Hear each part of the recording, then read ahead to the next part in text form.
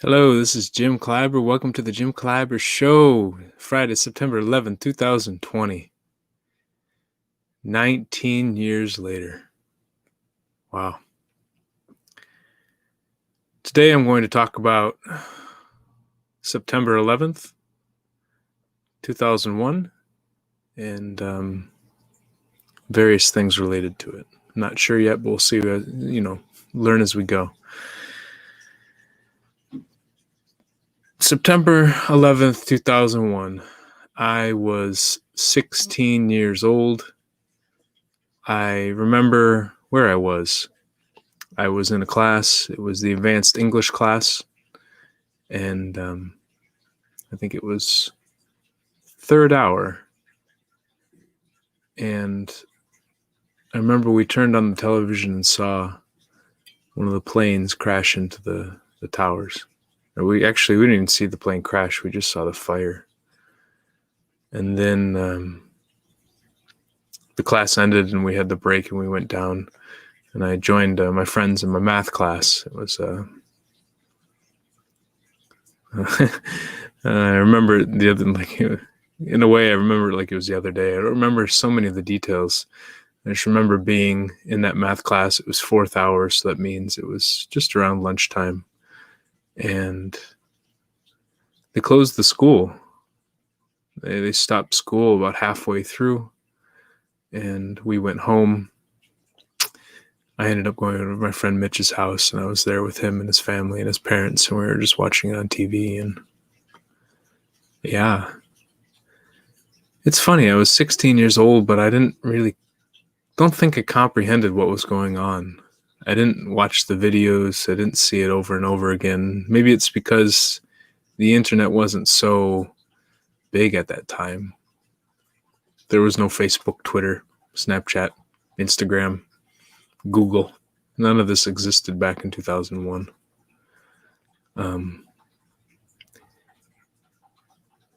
I just remember there being a lot of fear, anger as well, but a lot of fear.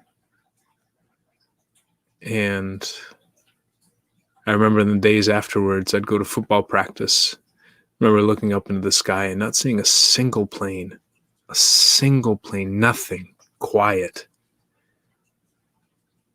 And then when we did see one plane go overhead while we were on the football field and the practice football field, I remember everyone just stopping and staring up at the plane, scared, thinking about what had happened to all those people on those other planes and all those people in the buildings.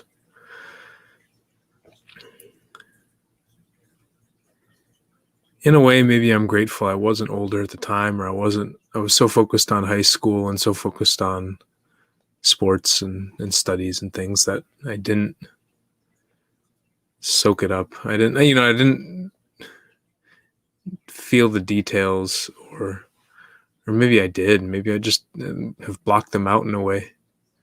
But being here in Michigan, we were far from it. I didn't know anyone in New York who was there at the time.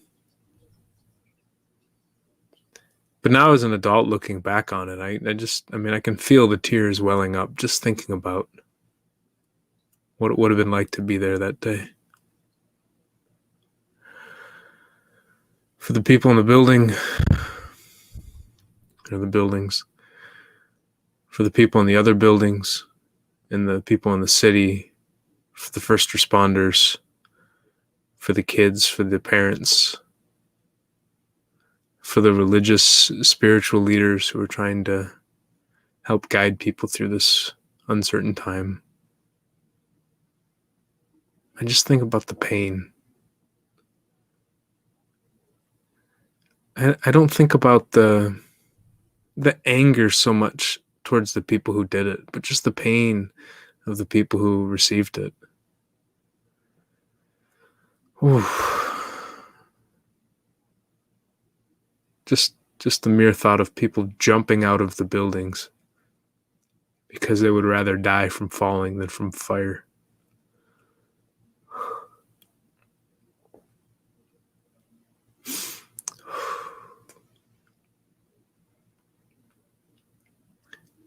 maybe it's just an expectation thing. Maybe it's just I don't expect things like that to happen here in the US.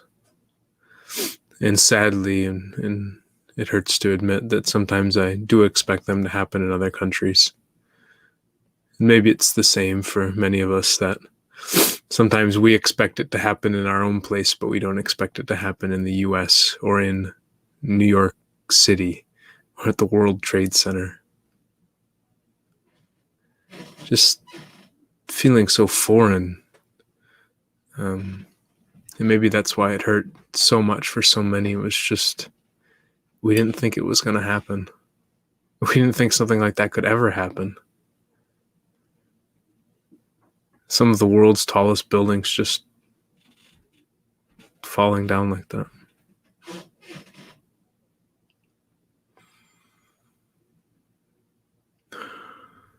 A lot of people today are comparing how many lives that we've lost in COVID to how many lives we lost in the 9/11 attacks. And while, yes, there have been many, many more lives lost to this pandemic, and it guts me in different ways, a human life lost is a human life lost.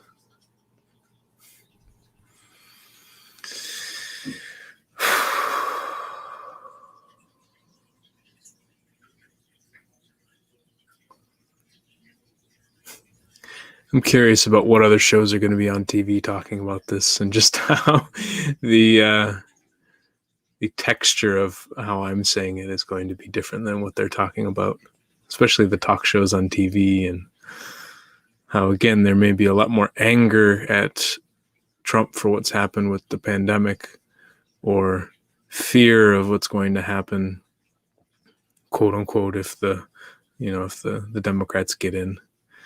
That another 9/11 or something like that will happen. Just there's lots of anger and lots of fear, and I hope that other people as well pause just to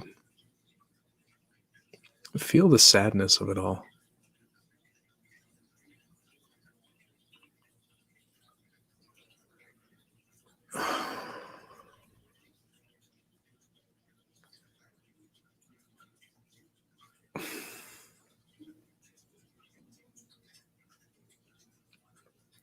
God, 19 years ago. 19 years ago.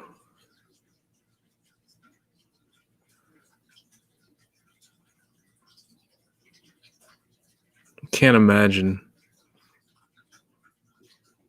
what it's like for people who lost someone on that day to relive this day every year. In a way, it's almost become this informal national holiday. Maybe it is a formal national holiday, I just don't know. But to have to be reminded of what happened, to see the videos over and over again.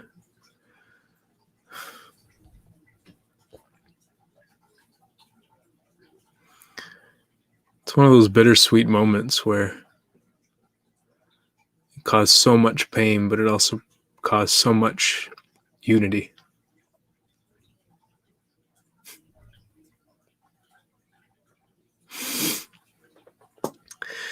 Well, unity in one way, and then unity against a common enemy, which some people have said is not really unity in the end. I remember my mom was out, I think she was at Costco or Sam's Club, one of those large shopping centers. And it's a couple weeks after 9/11 happened, and she was backing out her car, and I think some other lady was backing out of their car, and they bumped each other. There was a lady from the Middle East. A lot of people from the Middle East here in Michigan. And I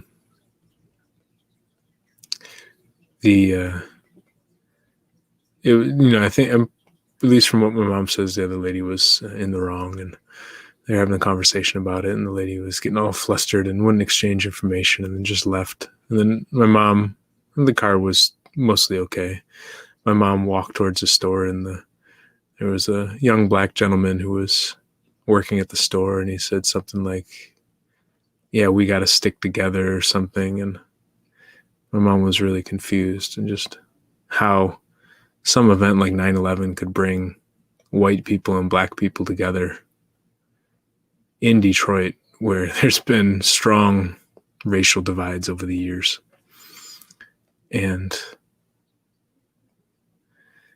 But it was, in a way, it was unity against other people. And I don't blame any of those people in that incident for what happened. I mean, things happen and people say things, but it's just this. I think I tear up when I say unity, because I think about this country and I think about this world, and that's what I want. I think I tear up because it feels so far away. It feels so far away, where we all think we're on the same team. And that's it. It's a switch in perspective. At any moment, we could just switch and think that we're on the same team. That's all it needs. It just needs us to think that we're on the same team. We don't actually have to be on the same team. There's no physical thing that really needs to change for us to be on the same team. It's just a perspective. It's just a simple change of story that we tell ourselves in our own heads. Nothing has to change on paper. Nothing has to change physically for this story to change. Just have to tell ourselves a different story. And how quickly it could happen. Yet, how much reticence we have to doing so. I watch so many of these political ads these days, and most of them seem to say, I'm on your team, and these people are not on your team. Are you on my team, or are you on their team? Can't we be on the same team? What if there is just one team and we just make up all these other little teams to confuse and pretend?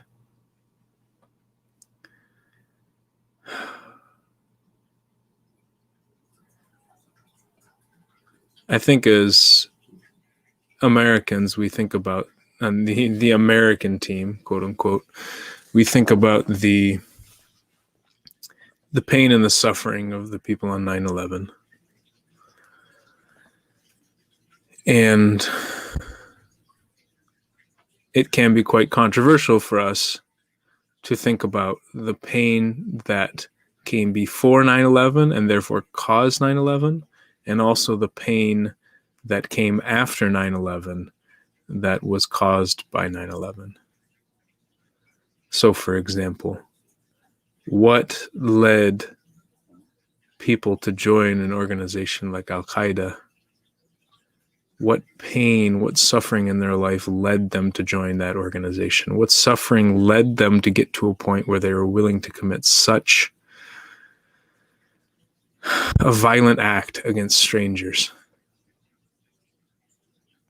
What led them to a point where they're willing to risk their lives, to die for this cause? Were they feeling a lot of joy in their life? Probably not. Probably a lot of anger, probably a lot of fear, maybe a lot of sadness buried deep inside.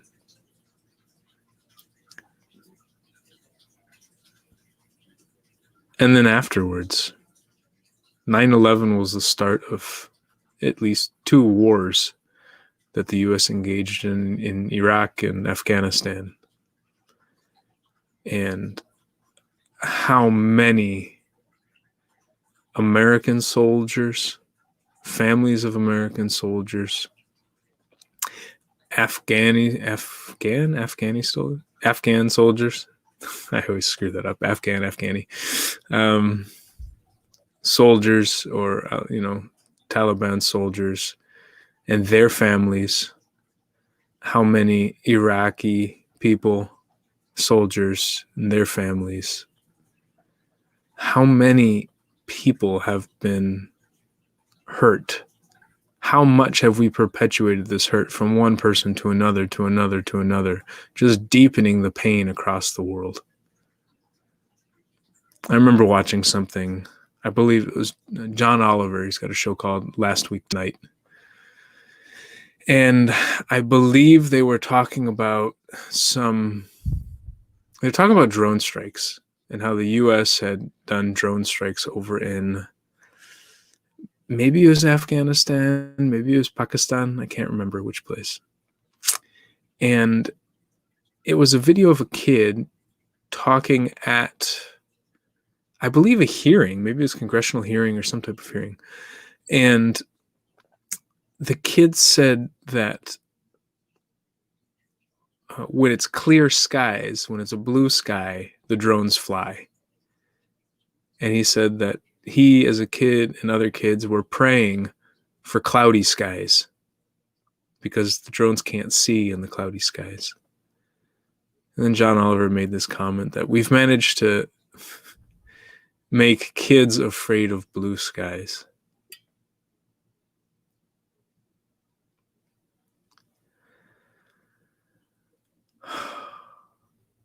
I just wish in this world we'd stop responding to violence with violence.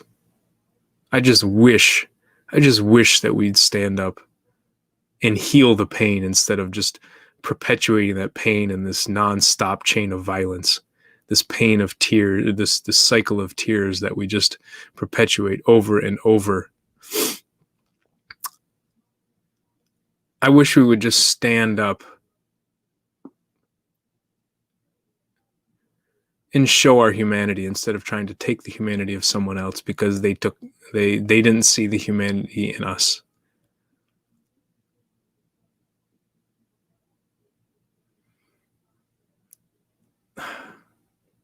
And it just takes one person, it just takes one group to stand up and change.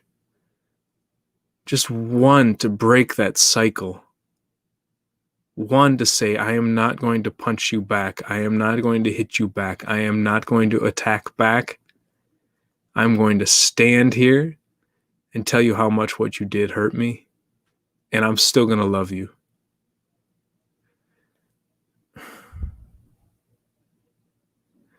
This could have happened when the U.S. abandoned, the U.S. abandoned Osama bin Laden back in the day when they were having a war against the Soviet Union. Osama could have resolved the conflict.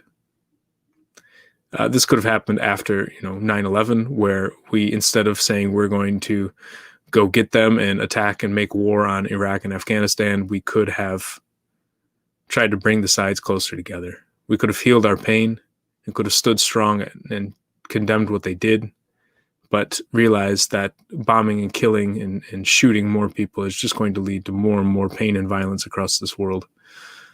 We could have done so much to forgive, to reconcile, to heal ourselves so that the other side could be healed as well. And we still can. We still can, because violence is not going to stop.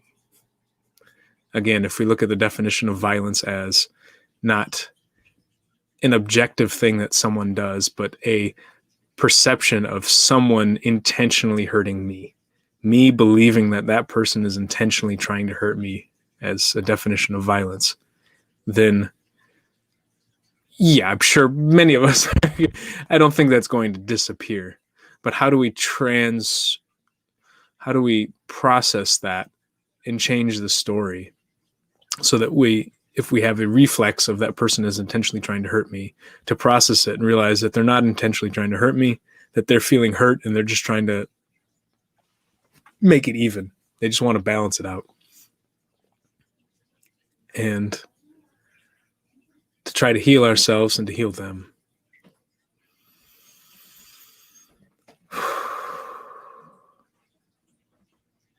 Before it gets too deep. I mean, so much of this conflict, for example, 9/11. It's something that I don't think 9/11 just came out of nowhere. That it was all of a sudden we're living in a loving and peaceful relationship with each other, and then boom, something like 9/11 happens. No, there had been lots and lots of conflict before that had driven more and more distance between individuals and groups of people across the planet. And as we get more and more distant from each other, as the conflict deepens, as the conflict escalates, we start to hurt more and more. And then as we hurt more and more, we do more things to attack people. Sorry, there's a squeaking noise on the floor above.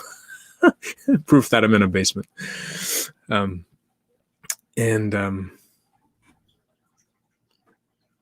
At any point, we can decide to stop the cycle. We can stop the dominoes from falling. We can jump in and we can change the fabric of the relationship. We don't have to wait for it to escalate. We don't have to let it escalate. We don't have to ignore it. We don't have to deepen it. We can resolve it.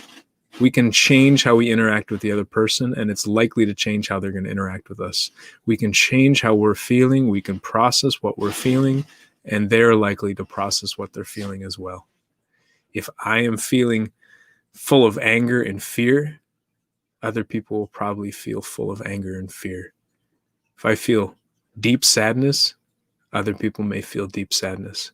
If I go through the sadness and I process it and I get to a state of feeling joy and gratitude and bliss, other people may as well.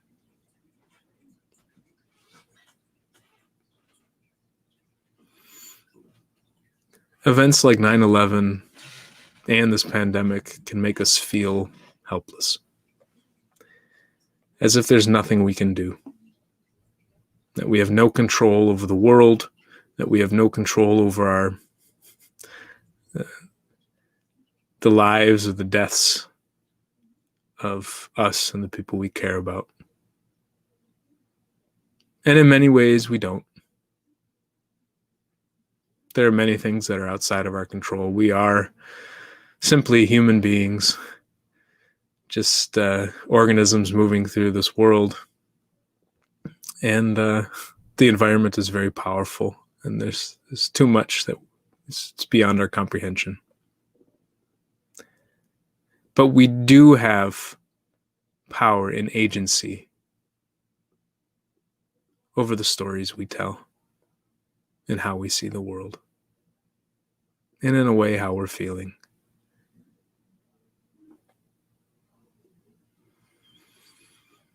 If I want, I can sit here, I can try to feel all sad and all depressed.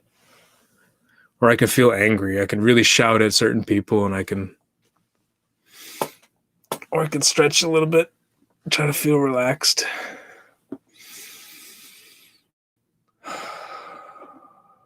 Or I can slow down and feel a little bit calm.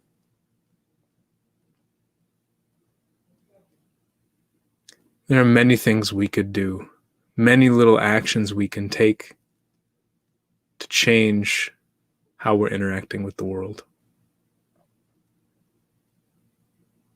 And it may seem as if it has no effect, that we change how we interact and then everyone around us is just the same. Doesn't work. Nobody changes. And it can frustrate us. I know it can sure frustrate me when I talk about something and then I see that people around me aren't listening, aren't believing, aren't changing. But I've seen time and time again that they may not change in the moment, but 1 or 2 weeks later they do.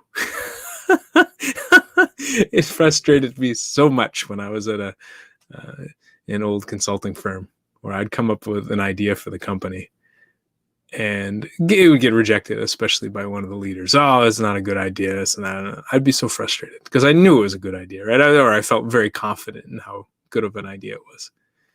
And then something like a month later at one of the all hands meetings, the leader would say, oh, so I had this good idea to do this, and everyone else go, yeah, that's a great idea. I'd be like, no, I said that a month ago. Oh, and they don't even give me credit for it. But That's kind of how it works. And it's how it works for me. I know I interact with people and they'll say something to me, and initially I'm often very, very resistant to their idea.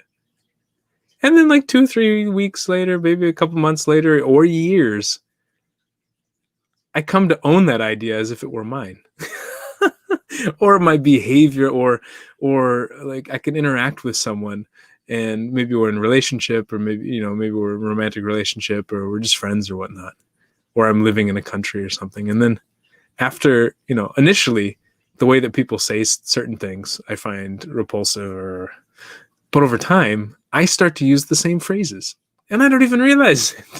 I don't even know that my language is changing, my body posture is changing. Perhaps I'll like, maybe they have a beard and they do stuff like this, and then so over time I start to do the same thing. Or maybe there's a certain way of moving the head, or you got the little, I don't know, I'm not trying to mock anyone, but I think sometimes in India they get a little sway like this. I know in East Africa, like means yes sometimes. So there's lots of things that we pick up on, that we learn through osmosis and don't even realize it. And so it may seem that when we change our behavior, nobody else will change theirs. And it may frustrate you. I know it frustrates me. But a lot of times their behavior changes over time. They may never admit it. I may never admit that, somebody's behavior impacted me that much and changed me that much, but it often does. And I talk about that because on a day like this, where we reflect on a time that felt so helpless for so many of us, especially in the US, but I imagine around the world as well, that instilled so much fear and so much anger and it took so much power away from us, that we can still have that power if we want. It's simple changes. We can go to bed earlier, wake up earlier. We can exercise more. We can smile more. We can tell people more about how we're feeling. Not only the anger and the fear, but the sadness and the joy and the dreams and the hopes. We can share these more with other people. We can apologize more. We can give people the benefit of the doubt more. We can forgive more. We can do what we want more. We can chase after our dreams. We can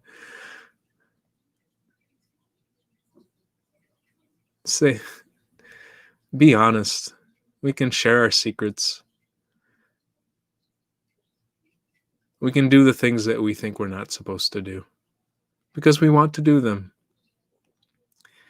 And I think if we do that, if we start living the way that we want to live, we start taking back the control and the agency of our own lives as much as we can have, over the perspectives, over the stories, over the things that we say, then we can change the world. It just may not happen immediately. And, even if it doesn't change other people, at least it changes us.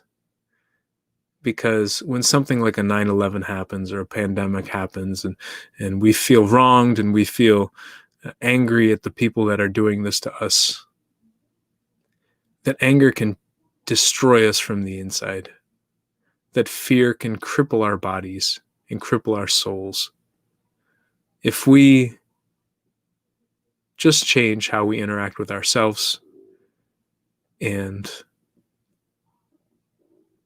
process a little more about what's going on with us, we have changed the world. We've changed our world, and maybe it'll change the world for so many others. On that note, that is 30 minutes. I hope you all enjoyed this, but I also hope it brought you to a deeper place and maybe helped you feel a little more hopeful and powerful over what's going on in your own life. Because at the end of the day, we spend more time with ourselves than we spend with any other human being on the planet. So if we could change relationships with ourselves, it's a good chance it could start to change the world. Thank you, everyone. Talk to you soon.